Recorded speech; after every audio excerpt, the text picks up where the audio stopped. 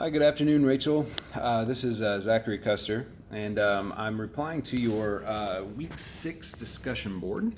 There was a couple of things that I noticed that I really wanted to point out to you, and I just appreciate them greatly. So the first one is that you inserted a word that I actually kind of wish I would have thought of and put into mine. Because as I read chapters 7 and 8 from Mickman this week, it had discussed the idea that I'm talking about the redemptive funnel that Mickman discusses in the book. And at the top of that, it talks about how we as Christ followers can actually provide, temporary redemption, which I think that you understood this far better than I did, because you put in your opening line that the role that we play is offering hope of redemption. I think that that's far more accurate than what I originally had taken from the text, because we don't offer redemption. We're not righteous and holy enough to offer redemption, but we do offer the hope of redemption.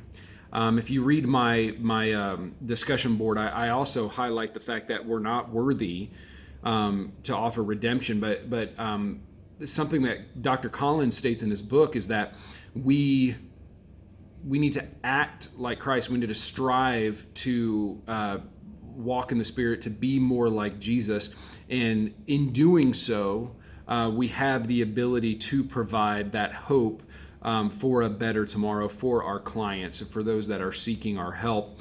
I appreciate the challenges that you discussed in your discussion board regarding what would make this hard. And you had talked about introducing this concept that didn't seem like a forceful thing for them. And I can see how this would be difficult. I would also like to add that the difficulty of any type of offer that you're going to make to somebody is you never know how it's going to be met. You don't know how it's going to be received. And really, people can either be receptive to what you're saying, or they're going to be completely turned off by it. And I suppose that's just kind of a risk that we take as counselors.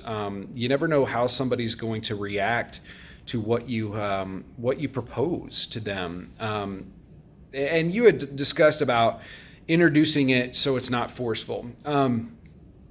I think that that's really all an approach, perhaps. I know for me, one of the biggest things in my own therapy, in my own counseling, something that I appreciate greatly is simply being included in my own course of treatment. And when my therapists or counselors, when they propose things to me, they do so in a way that is almost like asking, hey, what do you think about this?